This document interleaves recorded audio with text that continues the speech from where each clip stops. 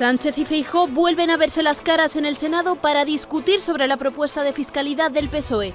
La incertidumbre económica protagoniza el debate. Los próximos meses evidentemente no van a ser fáciles.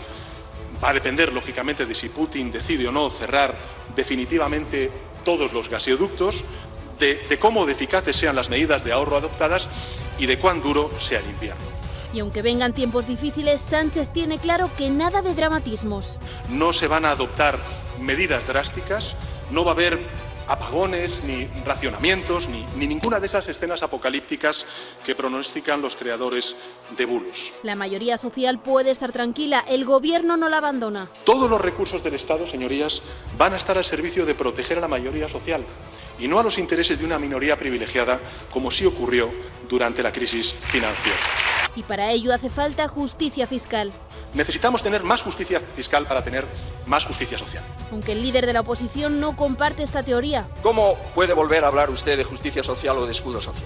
Si niega el ingreso mínimo vital a la mayoría de los españoles que están en situación de pobreza, si niega la bajada del IVA a los productos básicos para las familias humildes, alimentación, pero luego regala 400 euros a quienes cumplen 18 años, ¿para qué? Pues para comprar, por ejemplo, videojuegos, pero no para comprar comida. Nuevamente Putin tiene la culpa de todos los males. Sánchez no lo edulcora. No voy a edulcorar la situación ni esconder la gravedad y la complejidad de la situación que estamos viviendo. Por desgracia, también sabemos que el alto coste de la vida no va a desaparecer de la noche a la mañana. Es más, puede que se produzcan ciertos retrocesos durante el invierno, pues como he dicho antes, si Putin decide intensificar su pulso con Europa, pues evidentemente eso tendrá una traslación sobre el coste de la energía y en consecuencia sobre el coste de la vida. Pese a todo, el presidente presume de gestión. España es el país de la Unión Europea en donde más se ha reducido la inflación en este último mes. Y a Feijóo las cifras no le cuadran. Ha presumido el presidente del Gobierno de España de crecimiento de la economía española. Y somos el último país de la Unión Europea en recuperar nuestra economía que teníamos en el año 2019. Tampoco el futuro económico que plantea el gobierno. Han errado en todas las previsiones económicas desde que han llegado al gobierno. Que el gobierno haya fallado siempre en sus predicciones económicas, que construya sus últimos presupuestos sobre proyecciones desmontadas por falsas en pocas horas, será insolvencia o mala fe. Acusa al presidente de mentiroso. Mire, usted llegó al gobierno cabalgando a lomos de una mentira. Y eso perjudicó básicamente a mi partido. Un debate tenso que provoca en la sala de vez en cuando cierto revuelo. Las veces que piden ustedes que comparezca en el Senado y en el Congreso y no paran de hablar ni no escuchan. Entre tanta disputa siempre hay tiempo para elogios. Hoy quiero personalizar la tarea de este gobierno en tres mujeres, las tres vicepresidentas, como representación de todo el gobierno.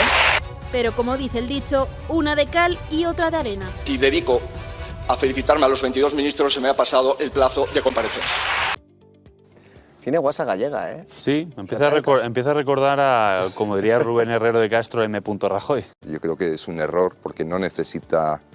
Feijóo tampoco, aunque hemos visto que tenía un pequeño momento de retranca, se le agradece porque es bastante tedioso, pero yo creo que no le convenía, sinceramente, no le convenía hacer este tipo de confrontaciones porque, bueno, aquí habéis puesto unos cortes que están muy bien y tal, pero lo que yo estoy viendo a través de los medios de información y tal es, claro, una abrumadora presencia de Pedro Sánchez, más que nada porque tiene como 4 veces más de tiempo a la hora de expresar. Es que ha tenido que hacer una réplica de 5 minutos cuando el señor Pedro Sánchez, el presidente, ha tenido 45.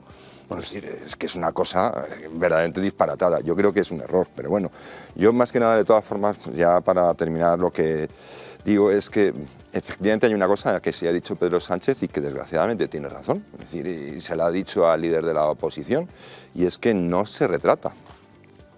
Yo eso, es decir, lo diga Pedro Sánchez, lo diga Agamenón o su porquero, es cierto, es decir, no se retrata. Entonces, bueno, pues si vas ahí y encima no contrapones eso que es tan estúpido, ¿verdad?, ¿no?, que es el programa político, si no lo contrapones es difícil, ¿no? Estamos viendo ya esa preparación de una vuelta, o ese es el deseo que tienen los dos, aunque parezca que están montando ahí un sainete, ¿no?, de odios. Lo que están preparando es su deseo de volver a un bipartidismo o a una gran coalición, ¿no? Lo que pasa que de momento creo que pretenden dar la sensación de que son algo diferente, Pero en el fondo y a la hora de la verdad, por mucho que hayan estado dentro del, bueno, pues no sé, del chascarrillo, diría yo, porque al final ha sido todo demasiado superficial, ¿no? Y demasiado zafio, yo diría, en algunos puntos.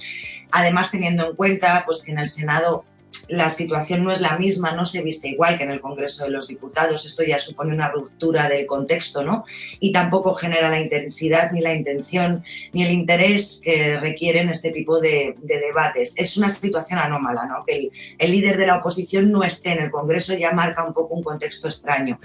Pero en cualquier caso creo que los dos están haciendo puro teatro, ¿no? Están soltando fuegos de artificio, están lanzándose cifras a la cara a ver quién tiene razón, quién no tiene razón, cuando realmente hay mucha disputa y mucha incertidumbre, porque evidentemente no se sabe muy bien qué va a pasar con los indicadores a nivel macroeconómico y a nivel de la economía internacional. Estamos vendidos ahora mismo, dependiendo de lo que pase en la guerra en Ucrania y dependiendo de cuáles sean los movimientos de nuestras cartas, que yo personalmente no comparto en absoluto, pero si vemos un poquito cómo han gestionado los dos líderes durante la pandemia y lo que han estado haciendo, más allá de que estén hablando de cómo han destinado los recursos políticos, creo que en términos de lo que los dos conciben por la democracia, por los derechos, etcétera, etcétera, los acerca bastante. Pero como los dos saben que no les interesa vender esa posición de momento de cercanía, salvo en el Consejo General del Poder Judicial, que ahí sí que hay entendimiento y eso ya en los temas que a ellos les interesa no se han partido la cara, pues yo creo que todo esto son fuegos de artificio. O sea, realmente no hay profundidad en lo que han dicho, más allá de pretender sacar titulares y de pretender venderle cada uno a su tribu, pues que, bueno, que ha ganado el debate. Es una de las rarezas de la democracia española que el presidente del gobierno se empeñe en no gestionar y en hacer política y el líder de la oposición se empeñe en proponer gestión sin proponer un proyecto político. Es decir, el que debería poner encima de la mesa una gestión de toda su administración, ¿no? Pues no lo hace, habla de los desfavorecidos, en fin, de un montón de promesas sociales teóricamente para volver a recolocar al Partido Socialista con los descamisados y tal, esto que decía Guerra, cuando en la práctica los tiene absolutamente arrinconados y abandonados, y luego un líder de la oposición que no aprovecha ese momento para armar un proyecto político, sino lo que dice es, no, miren, nosotros no vamos a trastocar ninguno de los elementos cruciales del debate político, lo que vamos a hacer es gestionar mejor.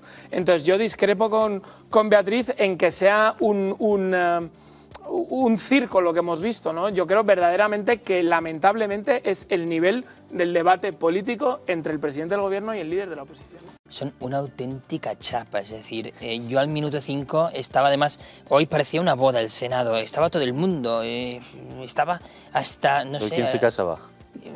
Pues mira, ya no sé quién se casaba, pero es que estaba todo el mundo y haciéndose todo el mundo selfies. Estaba hasta el que dices, yo he entrado con Juan Lobato, con el secretario general del PSM, y decía, ¿qué vienes a hacer?